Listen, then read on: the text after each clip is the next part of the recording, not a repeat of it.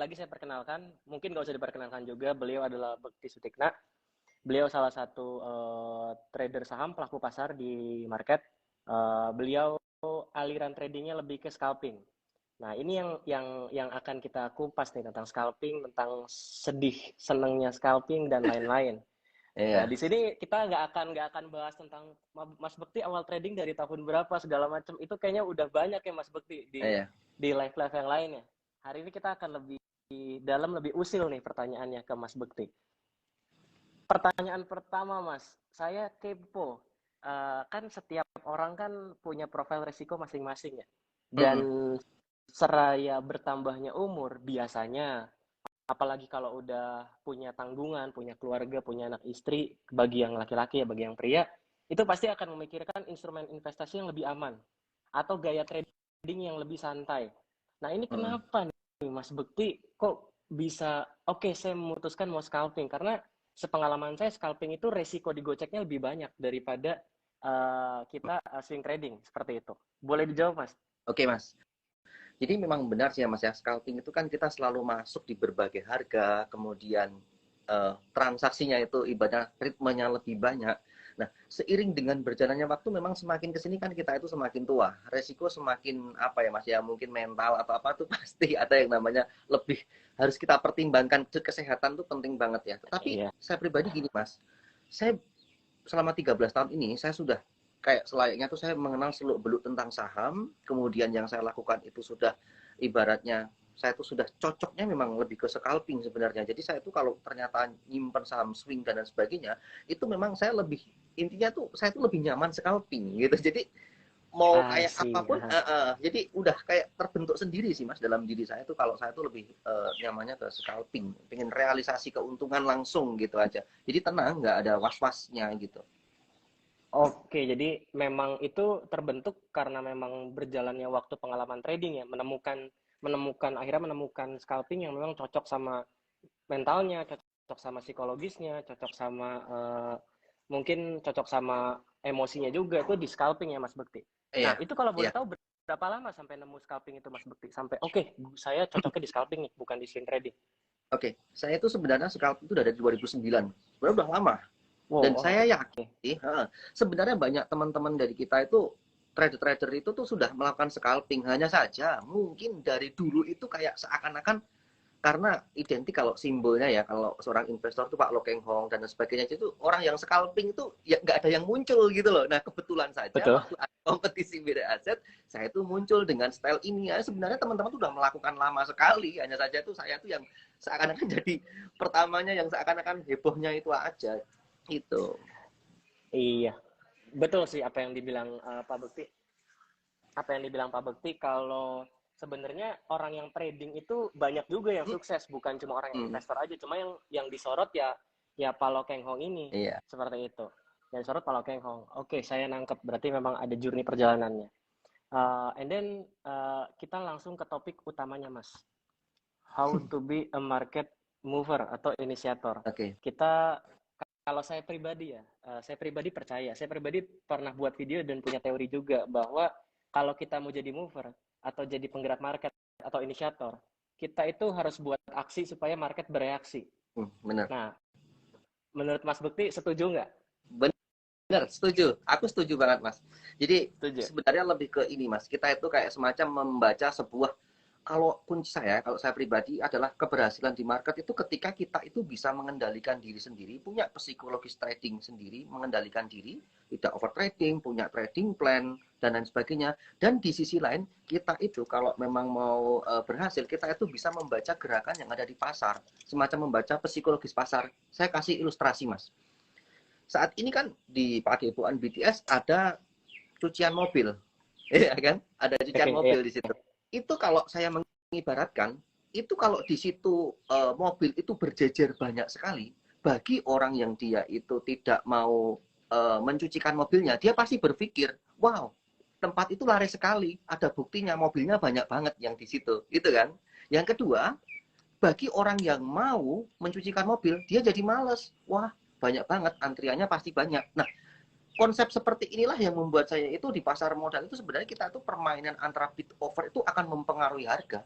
akan mempengaruhi psikologis pasar. Makanya kuncinya sebenarnya adalah ketika kita itu bisa mengendalikan psikologis trading kita sendiri dan kita bisa memahami market pasar. Tentunya kalau memahami dengan psikologis pasar itu ya aksi bid over, kemudian dengan dana yang besar, kemudian dengan fake bid, kemudian macam-macam motifnya itu salah satunya gitu, Mas. Oke, berarti secara nggak langsung Pak Bekti pun mengakui bahwa ya kayak nebelin bid, habis haka nebelin bid itu pun salah satu hal yang Pak Bekti lakukan, ya kan? Iya, Untuk memancing reaksi pasar. iya, Dan perlu teman-teman tahu nih bahwa nebelin bid itu bukan sesuatu yang ilegal, bukan sesuatu yang nggak sah atau melanggar hukum, tidak. Itu sama sekali tidak. Itu ya trik aja, another trick aja di market supaya ya orang lain, supaya kita bisa mengatur nih tindakan orang lain kira-kira apa, bisa mengarahkan lah, kurang lebih seperti itu. Nah, Pak Bekti, saya mau highlight satu poin tentang yang Pak Bekti tadi bilang tentang scalping dan overtrade. Nah, salah satu hal yang akan mungkin pasti terjadi kalau kita belajar scalping itu adalah overtrade. Pasti. Pasti, ya kan? Pasti itu. Nah, Pak Bekti bisa nggak nih bagi sharing pengalaman pernah nggak overtrade? Kalau pernah gimana nih? Cara bedain kita overtrade sama kita bener-bener, oke, jiwa gue scalping bener, tapi bukan overtrade, bukan kecanduan trading. Boleh nggak? Sebenarnya, oke Mas, ini pertanyaan bagus banget dan jarang dilontarkan ya. Tapi saya akan coba jawab. Sebenarnya pertanyaan Mas Frans ini dari tadi kan berbobot semuanya. Saya sebenarnya juga mikir. Iya, karena Mas Frans tuh kalian kan mengamati dari bandarmologi ya. Jadi tahu betul alurnya gitu. Jadi kalau saya memahami adalah seperti ini Mas. Itu memang sesuatu hal yang mirip-mirip. Memang susah dibedakan. Bahkan saya menyebutnya itu bisa dibedakan ketika lihat hasilnya. Ya kan? Sama hanya kalau orang mengambil resiko sama nekat itu mirip-mirip loh. Mengambil resiko sama nekat. Kemudian kalau menjawab Mas Frans tadi bahwa yang namanya bedakan over trading sama benar-benar jago scalping itu ya pencerminannya dari loss. Kalau dia itu ternyata berkali-kali ternyata profit terus berarti seakan-akan wah aku udah bisa scalping gitu kan. Tetapi kalau ternyata kok saya profit kemudian trading lagi loss, itu berarti wah ternyata saya itu over trading gitu. Nah sebenarnya yang bedain tuh lihatnya nanti di hasilnya. Nah bagaimana sih cara Bekti menerjemahkan kalau aku pribadi adalah saya tuh juga punya batasan Mas. Ketika kalau saya tuh katakanlah trading atau mungkin sudah loss, coba lagi loss, aku stop dulu. Jadi lebih aku kendalikan diriku. Ya disitulah kuncinya. Jadi kita jangan sampai balas dendam, emosi, dan selalu saya berpikir ini akan saya pulihkan di lain waktu.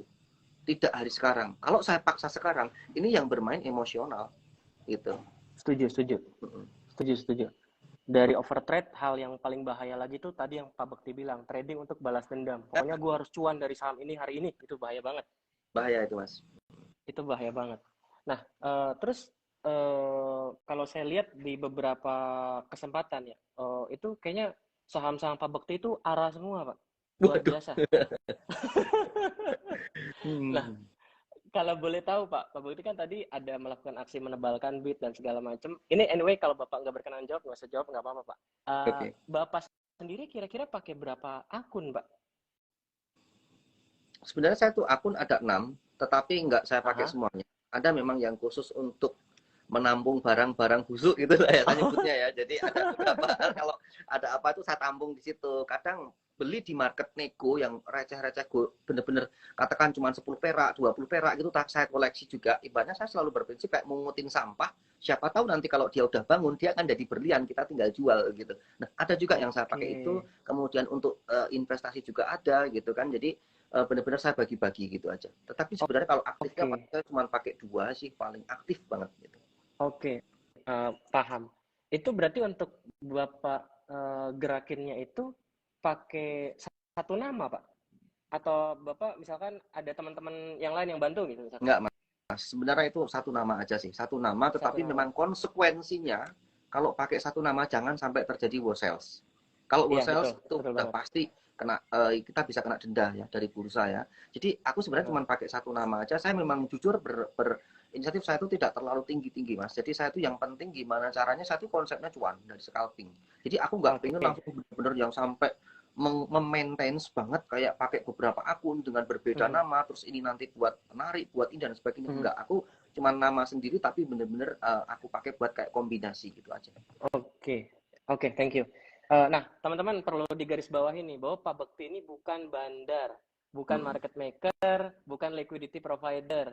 beliau ini cuma investor, trader saham yang kebetulan punya skill untuk memancing reaksi pasar dan menjadi inisiator di Benar. market seperti itu. Jadi jangan dibilang Pak Bekti bandar, Pak Bekti bandar, bukan. Nah, tadi Pak Bekti ada Biasa singgung saya itu. tentang wash trade. Nah, mungkin bagi teman-teman yang nggak tahu, wash trade itu kalau teman-teman, misalkan teman-teman beli satu saham HK, terus pasang bid, terus teman-teman guyur, yang kemakan bidnya teman-teman sendiri satu nama, itu teman-teman akan dikasih surat dari OJK, email biasanya. Kalau dulu surat bentuknya, kalau sekarang email.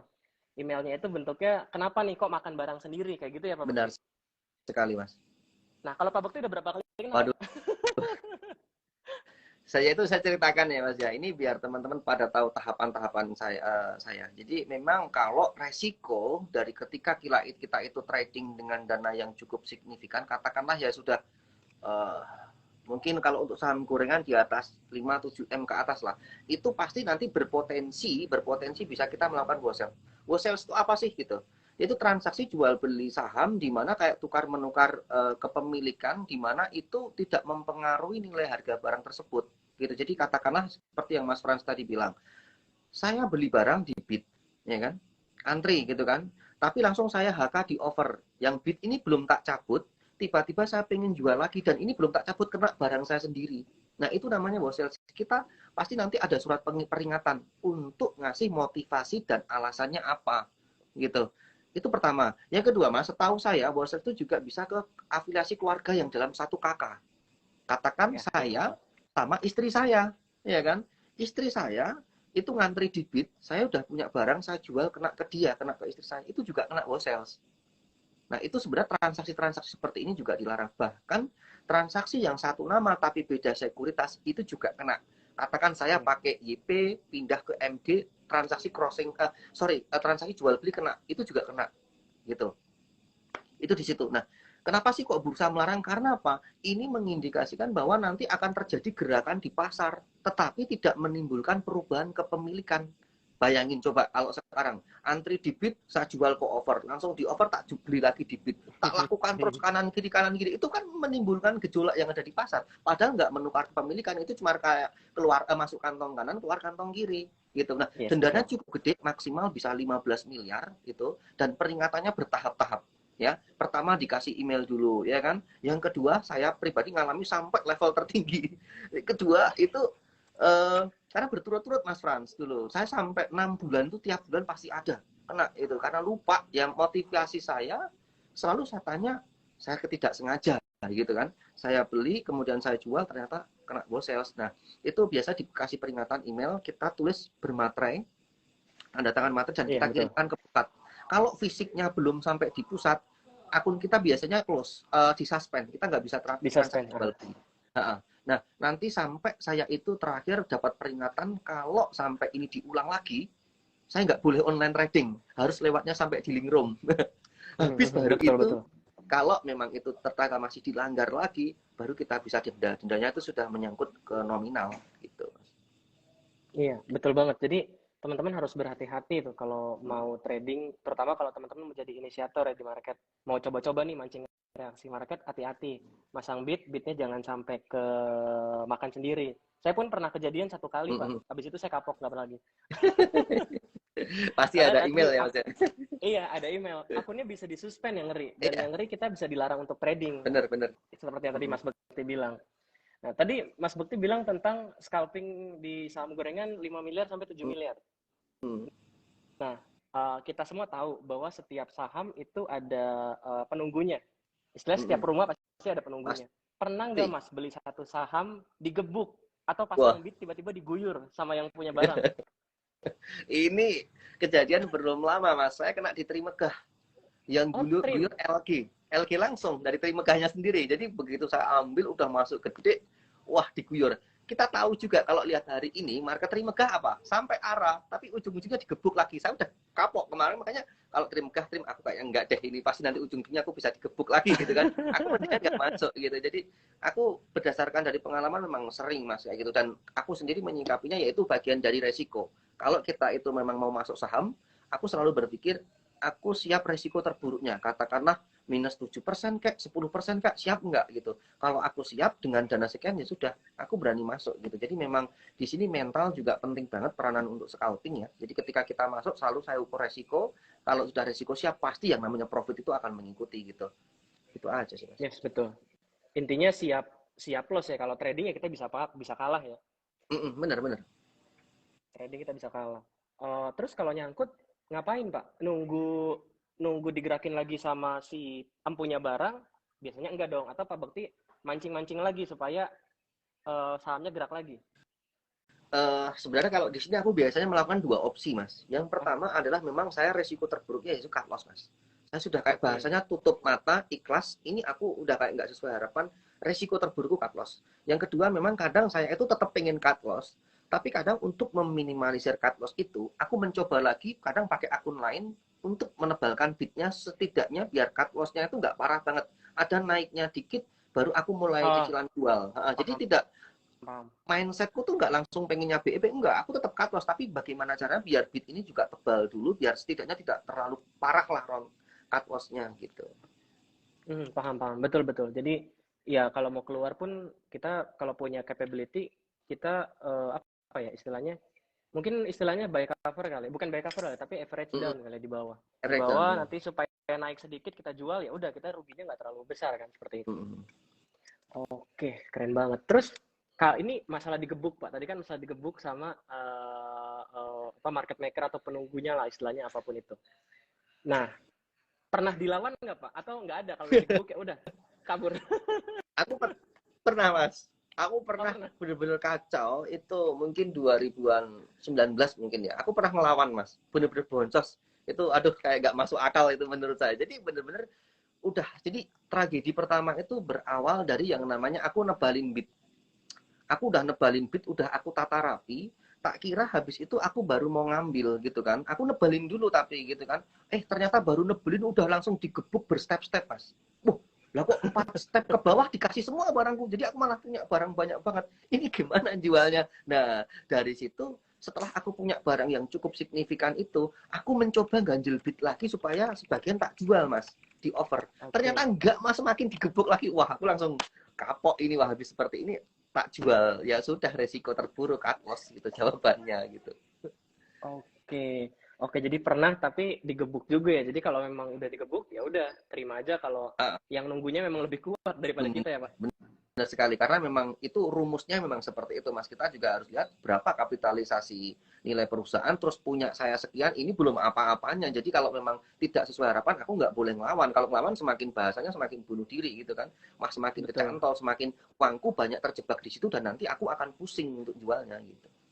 Iya, justru kita malah fokus di situ terus, ntar makin gede size-nya makin boncos. Nah benar. Oke, oke. Nah, tadi masalah digebuk dan dilawan. Sekarang pertanyaannya geser lagi. Kalau diajak kerja sama pernah nggak, Pak? Saya pernah kerjasama Misalkan, ditawarin, ya ah, saya pernah ditawarin hmm, emiten, tapi saya tolak. Kemudian juga pernah ditawarin dari beberapa emiten yang menawarkan ke saya, termasuk mungkin di 3 emiten untuk bangkitkan ya dari tidurnya. Cuman aku sendiri juga tolak mas. Jadi memang aku sendiri nggak mau bikin ribet-ribet, karena saya berprinsip hidup saya tuh simpel. Sebelum saya itu mhm. muncul ke publik, saya tuh kan damai-damai aja mas, cuman trading pakai laptop udah dapat pemasukan cukup gitu kan. Sekarang kalau ini tak terus-terusin lagi, ini bisa memicu masalah lagi. Terus aku selalu berpikir apa sih yang mau saya kejar gitu kan. Ujung-ujungnya nanti kalau aku memaintain kayak gitu kan juga dapatnya uang kan. Uang udah aku Iya, dapatin dari setuju. kemarin gitu loh. Jadi aku nggak mau bikin ribet masalah gitu. Termasuk keputusan saya mas, kayak semacam kayak tidak mau terima titip dana, saya tidak mau belum mau buka kelas dan sebagainya. Itu sebenarnya keputusan saya pribadi karena saya masih pengen seperti ini ya. Ya walaupun sah-sah aja, silahkan bagi orang lain yang mengedukasi buka kelas itu, malah saya setuju gitu. Tapi kalau aku tuh melihat introspeksi diri bahwa diriku kayaknya nggak sanggup, aku makanya enggak gitu lah mas. Itu. Oke, oke, mantap, mantap. Pak, ada pertanyaan lagi, Pak, tentang sahamnya, Pak. Tentu Mm, dengan modal tertentu, tadi Pak Bekti bicara soal market cap, ya kan? mm, mm. Tentu dengan capital Pak Bekti berapa, Pak Bekti harus pilih saham yang sesuai dengan size-nya Pak Pasti, Bekti nih. Nah, itu pasti. tips milihnya gimana, Pak? Berdasarkan rata-rata value transaksi berapa persennya kah atau gimana, Pak? Ya, ya mas. Jadi saya ungkap tadi ya mas ya. Kalau rata-rata saya tuh sudah punya prinsip mas, saya batasin. Jadi uang scalping itu benar-benar udah terukur banget. Jadi ketika saya tadi bilang, katakan saya tuh mau ngasuk saham 5 sampai 7 M, itu salah satu akunnya, Mas. Saya pakai beberapa akun juga kurang lebih, jadi ada ketebalan, ibaratnya itu pelurunya itu ada beberapa. Namun saya sendiri sudah batasin paling katakanlah satu emiten yang volumenya kecil, apalagi yang gorengan, itu biasanya saya kurang lebihnya cuma sekitaran itu aja gitu. Jadi aku nggak mau terlalu over, jangan sampai malah justru boncos sendiri, bahaya juga. Kalau memang sahamnya itu saham-saham gede, katakan LQ45, volumenya jumbo, ya sekelasnya Antam lah, Antam, Tins, Inco, dan PTBA dan sebagainya, tidak ada masalah itu Mas, mau masuk 20-30 M juga enteng gitu kan, kalau seperti itu. Nah, jadi kita harus bisa memilah-milah, intinya size-nya yang tepat di mana gitu. Kalau memang gorengan ya kita batasin aja gitu. Ada juga saya pernah yang saham-saham tuh iseng, saham-saham yang kecil yang memang volumenya mungkin di bawah under 10.000 lot. Isinya katakan cuma 5.000, 6.000, 7.000, ya aku paling kalau masuk di situ paling cuma 20 sampai 50.000 lot maksimal itu aja. Jadi cuma buat ngerame-ngeramein aja gitu loh Mas. Jadi aku mengukur mana ini saham-saham yang memang volumenya gede untuk enak jualnya, ya saya udah ukur size-nya. Misalnya hari ini Bumi rame ya, itu Bumi lotnya segitu, mau masuk berapa puluh M juga enteng, kalau volume-volume gede tidak masalah gitu. Malah justru menurut kalau Anda punya dana yang kecil, masuk di Bumi agak sedikit susah, karena apa? Agak ini kayak nggak leluasa, duit kecil, nunggunya lama malah, iya kan? Itu memang diperuntukkan kalau memang modal-modal gede enak, karena apa? Menjualnya akan mudah, nggak susah gitu. Itu setuju banget sih, poin yang bagus banget dari Pak Bekti. Kalau mau dalam tanda kutip ya, mau dapat volatility market yang bagus, kalau kita modal 20 juta, 50 juta, kurang dari 100 juta, mungkin bisa cari saham-saham yang bid offer-nya nggak terlalu tebal, karena geraknya lebih enak, lebih cepat. Seperti itu. Nah, sekarang tentang guyur saham. Kalau Pak Bekti jual gimana Pak? Guyur langsung kasar atau gimana Pak? Mungkin saya pernah jadi korban Pak. Ini improvisasi ya Mas. Jadi yang saya lakukan adalah pertama gini Mas. Kalau saya itu punya katakan di awal sesi ya, saya itu sudah ukur dulu kira-kira batasan ARB-nya di berapa. Saya tahu duluan gitu kan, oh di sekian. Jadi resiko terburuk saya udah siap di situ. Jadi katakan ada pernah yang mungkin teman-teman lihat tiba-tiba dari pink tiba-tiba langsung ARB rontok. Nah itu kan orang-orang yang mungkin bukan hanya saya aja yang melakukannya. Dia pengennya cepet-cepet bisa lepas gitu. Itu yang pertama. Kemudian yang kedua, kalau kita lihat dari sisi cara guyurnya, biasanya yang saya lakukan jelas aku banting kiri. Aku hampir nggak pernah antri-antri di over, nunggu diambil dulu, nggak. Tipe-tipe orang scalper tuh rata-rata biasanya hajar kanan, buang kiri gitu Mas. Dan itu biasanya lihat stepnya itu juga volumenya saya ukur juga. Kalau memang volume saya itu kira-kira kok masih banyak atau enggak, itu improvisasi. Kadang aku langsung kadang 2 tick sekalian, 2 tick, 3 tick, kadang 1 tick juga gitu. Jadi seperti itu Mas. Oke.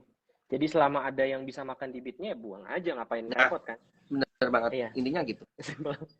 Simpelnya kayak gitu ya. Nah, Pak, saya ada kelewat satu